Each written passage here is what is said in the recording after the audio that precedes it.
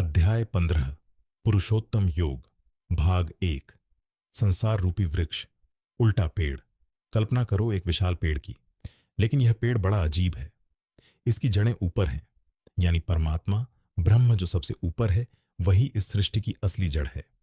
शाखाएं नीचे की ओर फैली हैं, यानी ये सारी दुनिया, सारे जीव जंतु, पेड़ पौधे, ये सब नीचे की ओर फैलाव है।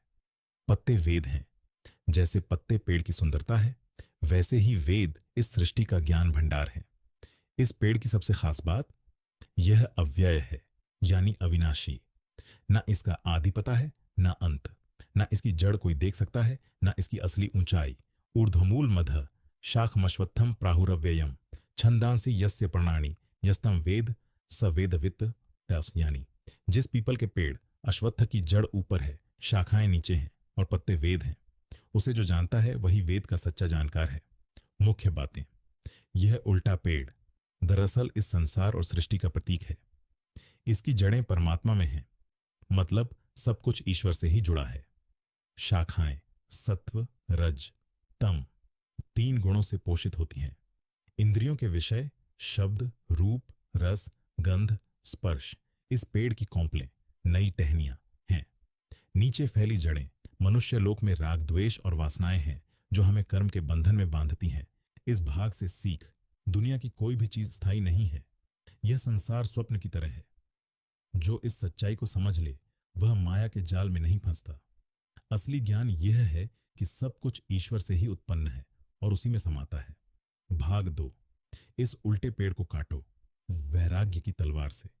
श्री कृष्ण अर्जुन से कहते हैं, इस संसार का ना कोई रूप दिखता है, ना इसका आदि अंत पता चलता है। यह तो बस एक लंबा सपना है। इस पेड़ को वैराग्य रूपी तेज तलवार से काट दो, यानी दुनिया से मोह माया छोड़ दो। फिर उस परम पद को खोजो जहां पहुंचकर कोई वापस नहीं आता, वही मोक्ष है। ततः पदम तत्परिमार्गितव्यम यस्मिन् गता न निवर्तन्ति भूय तमेव चाद्यम पुरुषम प्रपद्ये यथा प्रवृत्ति प्रसृता पुराणी। यानी उस परम पद की खोज करो जहां गए लोग लौटते नहीं। मैं कृष्ण उसी आदि पुरुष को प्रणाम करता हूं जिससे यह सारी सृष्टि चली। अब सवाल है, ऐसा कौन करता है? जो लोग मान और मोह से मुक्त हो गए हों, आसक्ति, अटैचमेंट रूपी दोष को जीत चुके हों, परमात्मा में सदा स्थित रहते हों, सुख दुख जैसे विपरीत भावों से परे हो गए हों। ऐसे ज्ञानी लोग ही उस अविनाशी परम पद को प्राप्त करते हैं। मुख्य बातें, वैराग्य का मतलब दुनिया से नफरत नहीं, बस उससे अत्यधिक चिपकाव छोड़ना है। मोक्ष वह स्थान है जहां से आत्मा को बार बार जन्म लेने की जरूरत नहीं पड़ती। वह परम पद न सूर्य, न चंद्रमा, न अग्नि से प्रकाशित होता है, वह स्वयं प्रकाश है।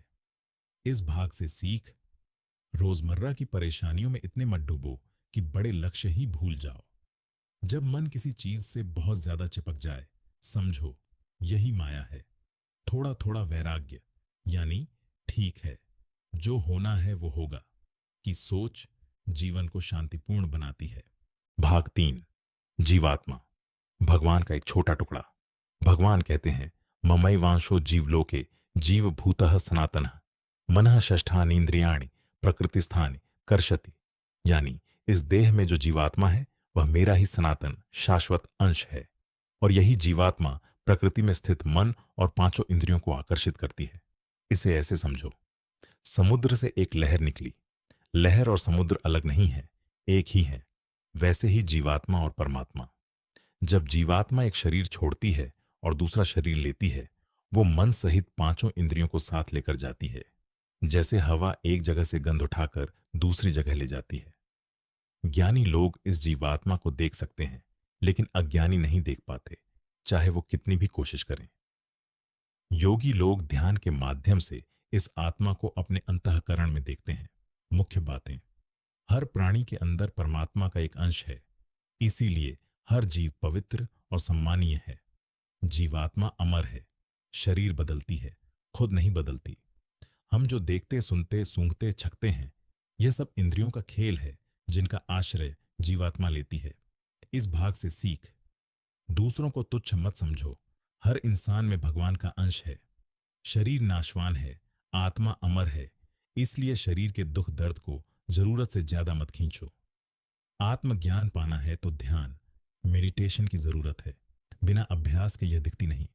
भाग 4, भगवान की विभूतियां। वो हर जगह हैं। श्री कृष्ण एक एक करके बताते हैं कि वो कहाँ कहाँ मौजूद हैं।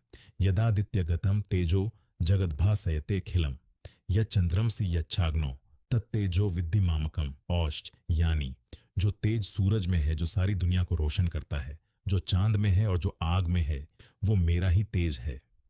सूरज का प्रकाश बराबर ईश्वर की शक्ति। चांद जो फसलों को पोषण देता है, बराबर ईश्वर का पोषण। पृथ्वी की शक्ति जो सबको थामे रखती है, बराबर ईश्वर की धारण शक्ति। पेट में जठराग्नि, पाचन अग्नि जो भोजन पचाती है, बराबर ईश्वर ही वैश्वानर अग्नि बनकर पचाता है। हर प्राणी के हृदय में बैठे परमात्मा से ही स्मृति, ज्ञान और उनका नाश होता है। भगवान आगे कहते हैं, मैं ही वेदों से जानने योग्य हूं, मैं ही वेदांत का रचयिता हूं और मैं ही वेद के तात्पर्य को जानने वाला भी हूं। मुख्य बातें, ईश्वर कहीं दूर आसमान में नहीं बैठा। वो सूरज, चांद, आग, पृथ्वी, पानी हर जगह मौजूद है। हमारा ज्ञान, हमारी याददाश्त, ये भी ईश्वर की देन है। जो वेदों को पढ़ता है वह अंततः परमात्मा को ही जानने की कोशिश करता है। इस भाग से सीख, प्रकृति में भगवान को देखना सीखो। सूर्योदय, बारिश, हरियाली, ये सब उसी की अभिव्यक्ति हैं। जब भी खाना खाओ उसे प्रसाद की तरह ग्रहण करो। पाचन शक्ति भी ईश्वर की ही है। ज्ञान पाने की भूख रखो। हर ज्ञान का स्रोत परमात्मा ही है। भाग 5, क्षर, अक्षर और पुरुषोत्तम। 3 की कहानी। भगवान 3 प्रकार के पुरुष, ये सत्ता बताते हैं। 1, क्षर पुरुष, नाशवान। यह है सारी सृष्टि, पेड़ पौधे, जीव जंतु, मनुष्य, ग्रह नक्षत्र, सब कुछ जो बदलता है, जो मरता है, जो नाशवान है। 2, अक्षर पुरुष, अविनाशी। यह है जीवात्मा जो शरीर में रहती है लेकिन खुद नहीं मरती। यह कूटस्थ है, यानी चट्टान की तरह अटल, अचल। 3, पुरुषोत्तम, सर्वोच्च उत्तम पुरुषस्त्वन्य परमात्मेत्युदाहृत यो लोकत्रयमाविश्य बिभर्त्यव्यय ईश्वर। यानी तीसरा पुरुष इन दोनों से अलग और ऊंचा है, उसे परमात्मा कहते हैं। वो तीनों लोकों में प्रवेश करके सबको धारण करता है। श्री कृष्ण कहते हैं, मैं क्षर से परे हूं और अक्षर से भी उत्तम हूं, इसीलिए वेद और लोक में मुझे पुरुषोत्तम कहा जाता है। यस्मात् क्षरमतीतो हमक्षरादपि चोत्तमः अतोस्मि लोके वेदे च प्रथितः पुरुषोत्तमः। मुख्य बातें, दुनिया में 2 तरह की सत्ताएं हैं, नाशवान शरीर और अविनाशी आत्मा। परमात्मा इन दोनों से परे है, वो सर्वोच्च है। जो इस सत्य को समझ ले वो मोह से मुक्त होकर सच्चा भक्त बन जाता है। पुरुषोत्तम, बराबर सबसे उत्तम पुरुष बराबर भगवान विष्णु/कृष्ण। इस भाग से सीख, तुम सिर्फ शरीर नहीं हो, क्षर नहीं हो, तुम्हारे अंदर एक अविनाशी आत्मा है। लेकिन यह आत्मा भी परमात्मा से नीचे है। परमात्मा सर्वोच्च है। इस ज्ञान को जानकर जो भगवान की भक्ति करे वह सब कुछ जानने वाला, सर्वज्ञ हो जाता है। भाग 6, अंतिम संदेश। इस ज्ञान का फल भगवान अर्जुन से कहते हैं, इति गुह्यतमं शास्त्रम मिदमुक्तम मयानघ एतद् बुद्ध्वा बुद्धिमान स्यात् कृतकृत्यश्च। भारत, यानी हे निष्पाप अर्जुन, मैंने तुम्हें यह अत्यंत गुप्त और रहस्यमय शास्त्र सुनाया।